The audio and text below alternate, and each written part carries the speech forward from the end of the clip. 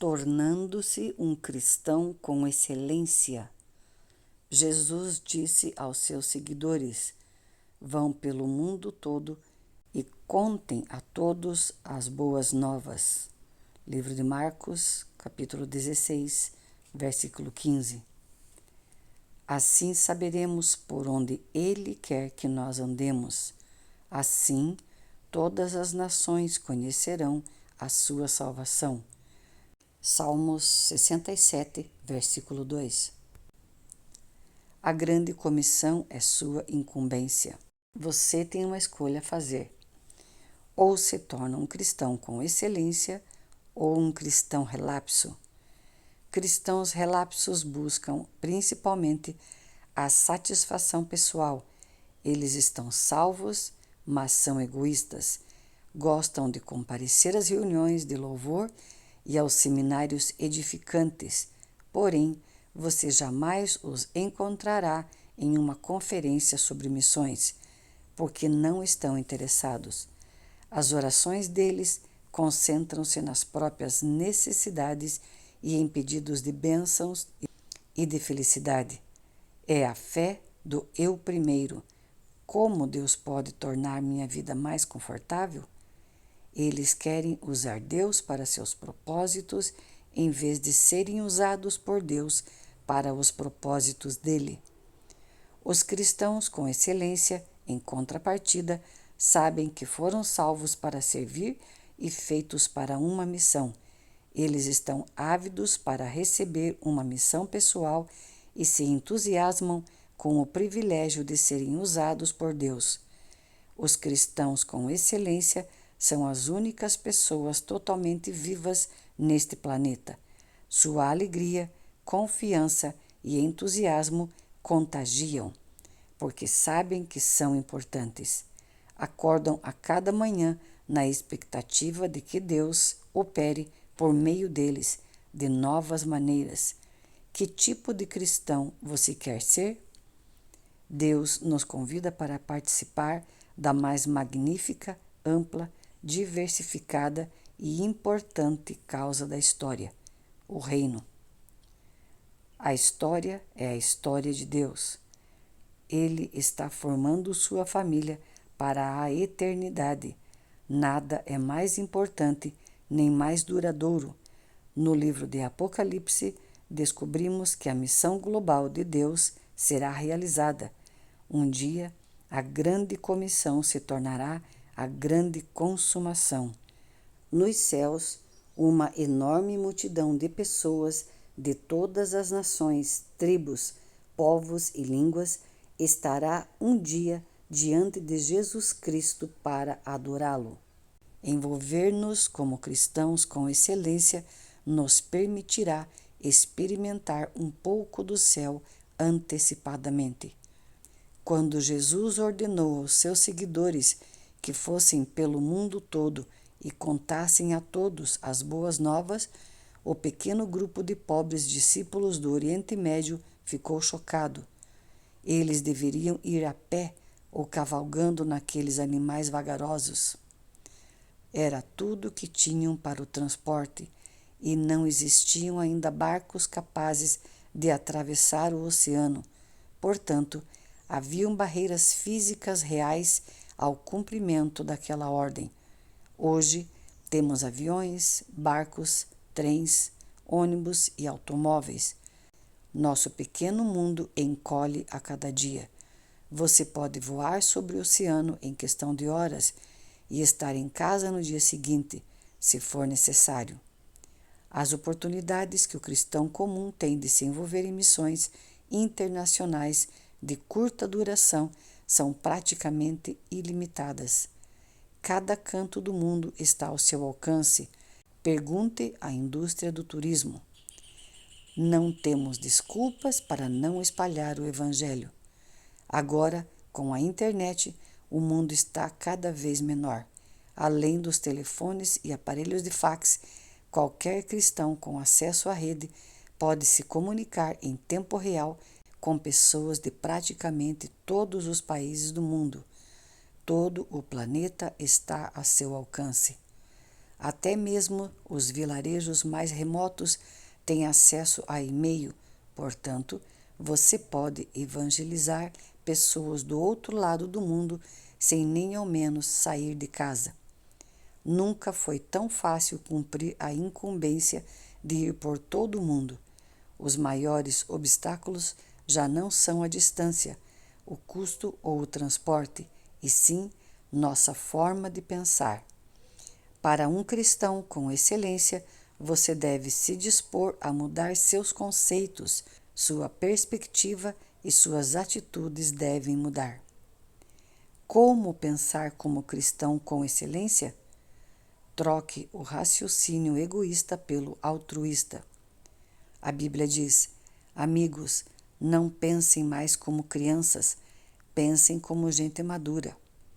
Esse é o primeiro passo para se tornar um cristão com excelência.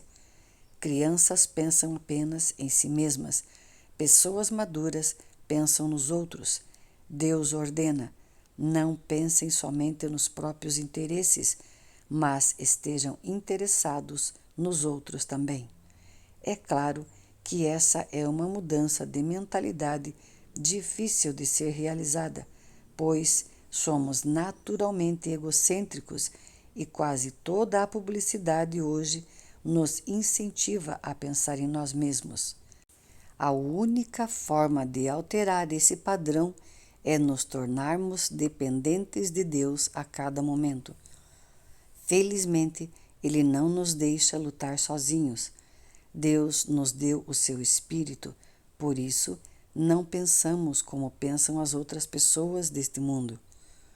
Comece pedindo ao Espírito Santo que o ajude a pensar nas necessidades espirituais dos não cristãos toda vez que for falar com um deles. Com a prática, você poderá desenvolver o hábito de orar silenciosamente, nada além de um sussurro, pela pessoa com quem vai se encontrar. Diga: Pai, ajuda-me a compreender o que está impedindo essa pessoa de te conhecer. Seu objetivo é verificar onde os outros se encontram na jornada espiritual, fazendo então todo o possível para levá-los a conhecer a Cristo. Você aprende a fazer isso adotando o método de Paulo.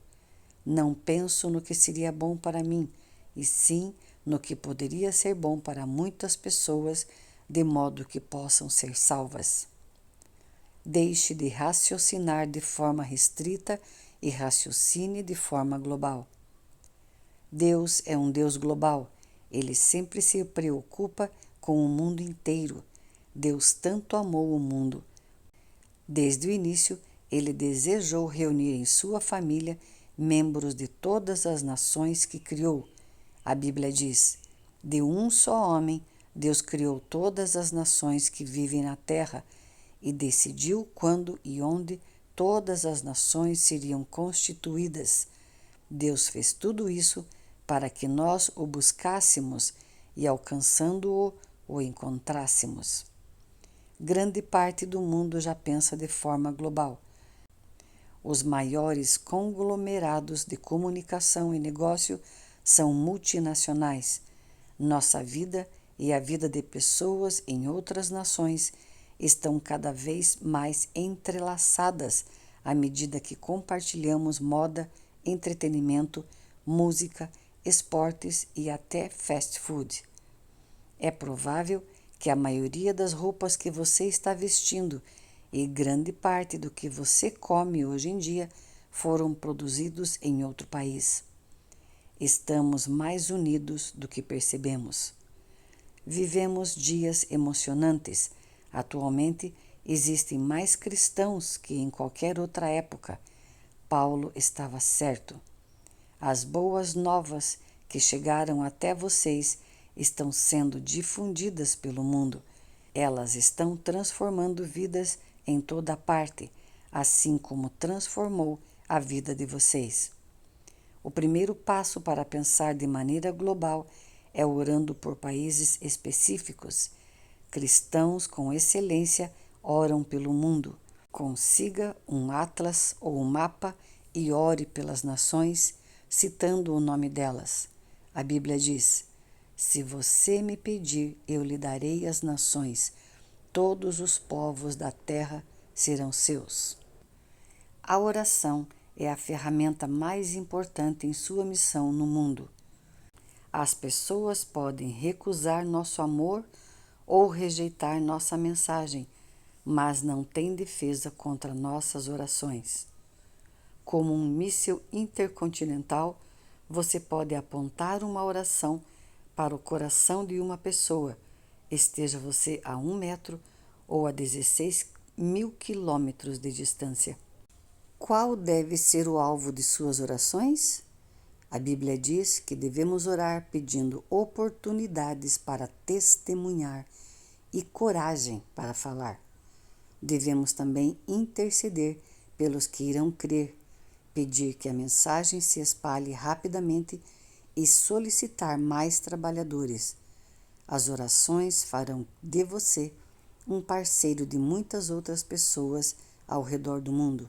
Você também deve orar pelos missionários e por todos os outros cristãos envolvidos na obra do Senhor ao redor do mundo. Paulo disse a seus companheiros de oração: vocês também nos ajudam quando oram por nós. Outra forma de desenvolver o raciocínio global é ler ou assistir ao noticiário com olhos de quem assumiu a grande comissão.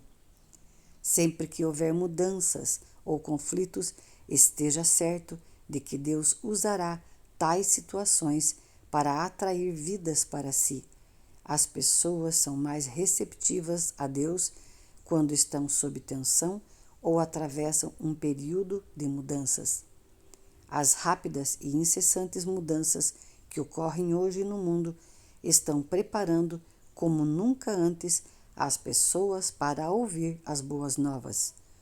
A melhor maneira de começar a pensar de modo global é participando de algum projeto missionário de curto prazo em outro país.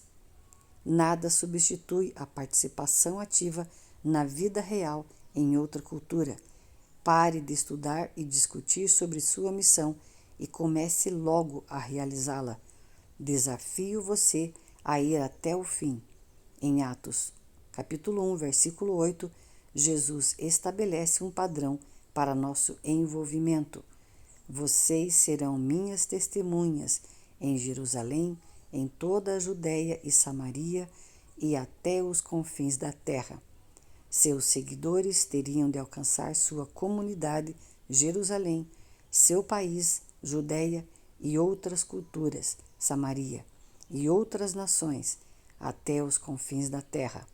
Observe que nossa comissão é simultânea e não consecutiva.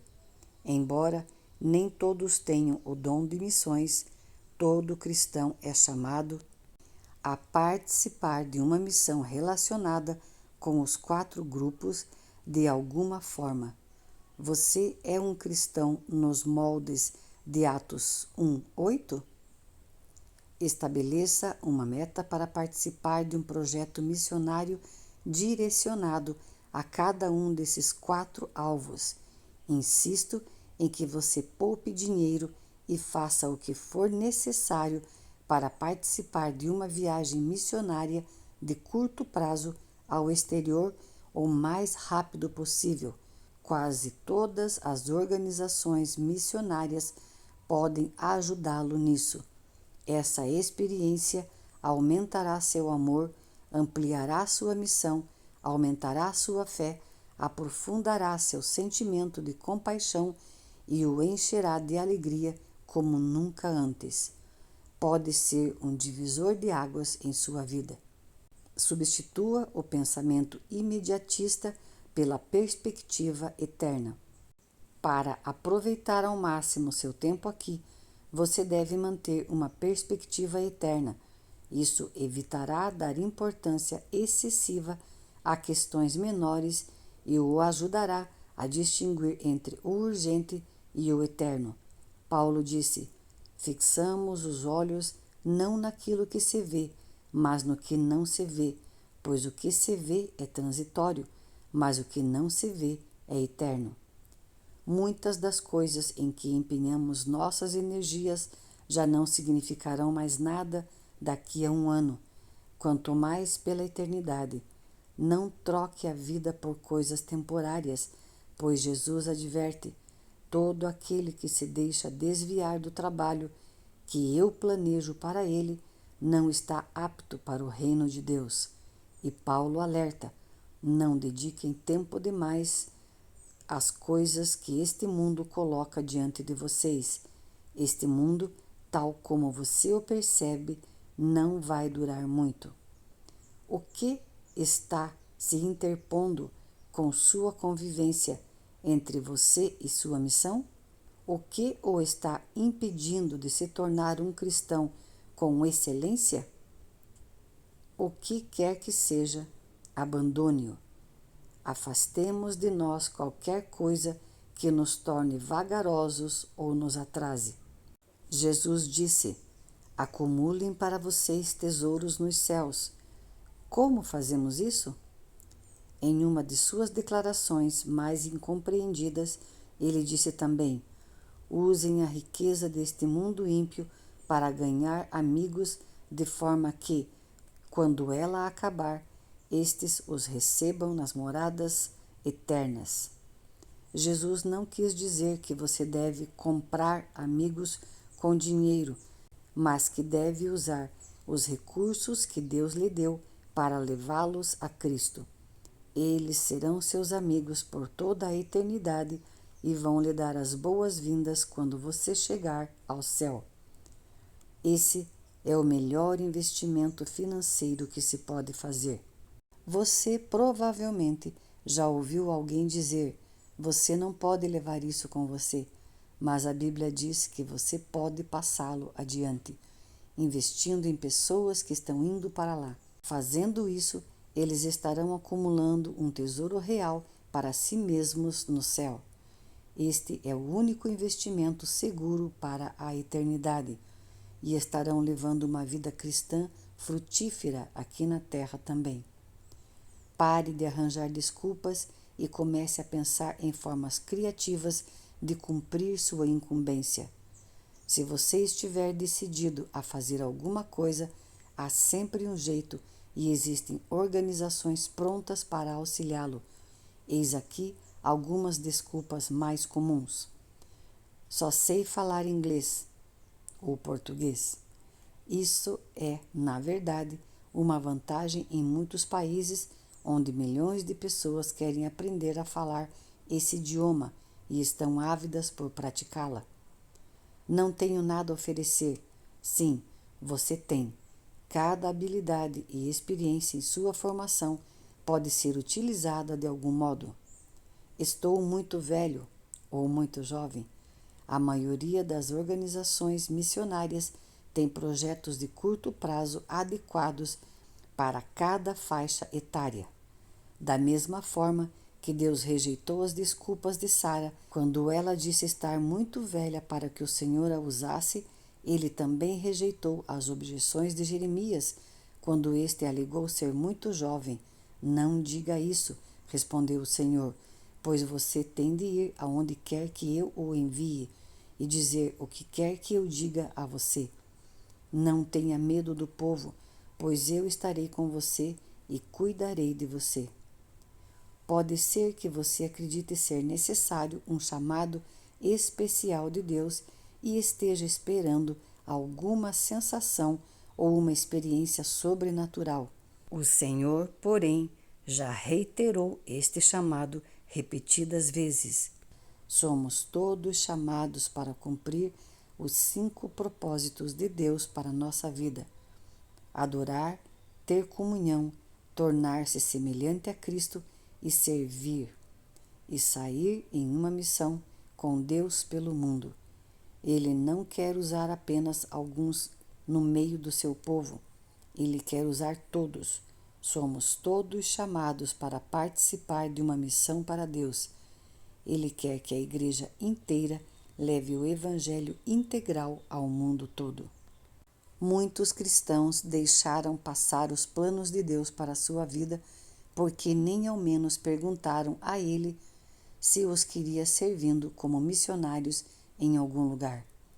Seja por medo, seja por ignorância, automaticamente fecharam a mente à possibilidade de servir como missionário residente em outra cultura. Se sua tendência é dizer não, reexamine todos os diferentes meios e possibilidades disponíveis. Você vai se surpreender. E ore, perguntando seriamente a Deus o que Ele desejará de você nos próximos anos.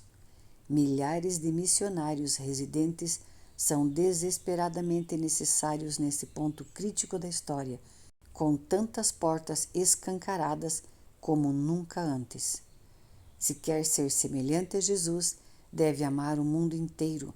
Você não pode se dar por satisfeito apenas com a conversão de sua família e de alguns amigos. Existem mais de 6 bilhões de pessoas no mundo e Jesus quer encontrar todos os seus filhos perdidos. Ele disse: somente aqueles que põem de lado a sua vida por minha causa e por causa da boa nova é que saberão realmente o que significa viver. A grande comissão é sua incumbência e fazer parte é o segredo para uma vida que realmente vale a pena. 38º dia. Pensando sobre meu propósito de vida. Um tema para reflexão. A grande comissão é minha incumbência. Um versículo para memorizar. Assim saberemos por onde Ele quer que nós andemos. Assim, todas as nações conhecerão a sua salvação. Salmos, capítulo 67, versículo 2. Uma pergunta para meditar. Que providências posso tomar a fim de me preparar para a experiência de uma missão de curta duração para o próximo ano? Adendo do canal. Você pode enviar o seu testemunho pelo WhatsApp com o número fixado na descrição. Conte-nos através de seu testemunho o que Jesus fez por você.